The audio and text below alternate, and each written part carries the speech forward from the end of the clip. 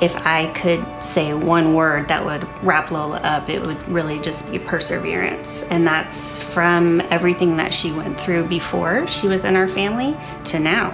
It's kind of a weird thing to say, like, oh, I just respect my child so much, but I do. She's really worked very hard to be the person that she is today. We are Calvin and Erica Ho. We lived in Nashville for about 14 years now. We were fortunate to be able to build our family through both adoption and biological kids. Our 14-year-old daughter, Lola, was actually the last one to join our family. We adopted her from China when she was about 6. And then Liam was actually our third to come home. He's from Ethiopia.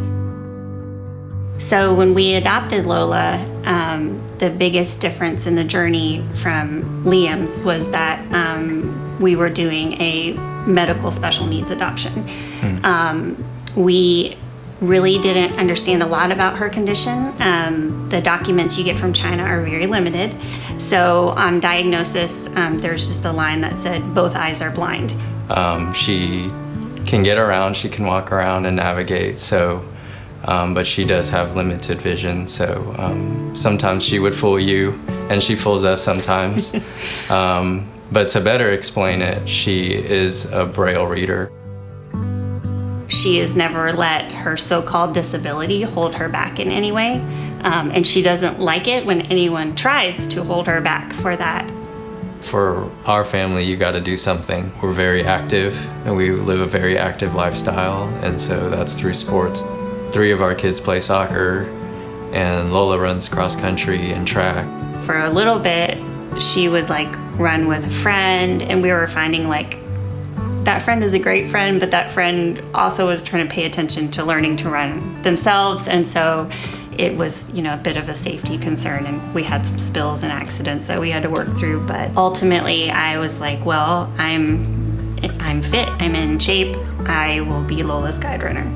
And so I actually took some time and educated myself on like best practices, and like Lola and I, did some trial runs and tested things out on which side does she like to be on, which side do I like to be on, what should we use to tether, should we try this, that. It's just kind of our continued theory of like whatever we have to do to open the doors for her to be able to live life like she wants to.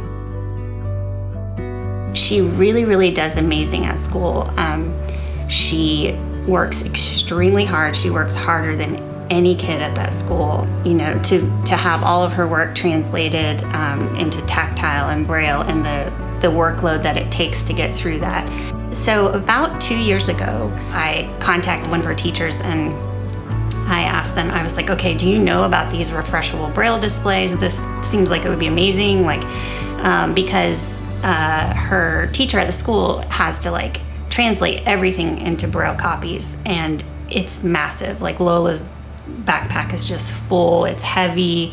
If Lola wants to read a book in Braille, it will come in like 4 boxes. So it's just very cumbersome and difficult. And as a 14-year-old girl, you love to like go curl up with a book somewhere. Like those kind of things were not typical experiences for Lola. So I was really excited about the idea of this refreshable Braille display, and then looked at the price tag, and it was several $1,000s, and I thought, oh my gosh, well, that's just, I really want this to happen. That feels like a big barrier right now. But show hope and medical grants, and we kind of were introduced to this idea, and I thought, oh my gosh, could this be the answer? Like, would this medical grant apply to this device that would really just change life for Lola? And so fast forward, we were able to receive a medical care grant and purchase Lola's refreshable Braille display. And now she can carry that around, and it will connect remotely to different devices like a computer, or she can download a book on it. And instead of having just mass quantities of paper and books and things. It's just a little rectangle.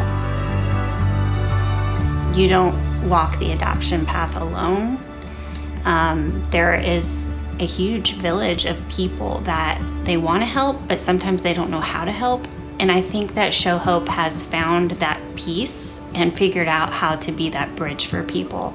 And so this piece of allowing donors, supporters to give to medical care grants that are then stewarded to families, that's the village.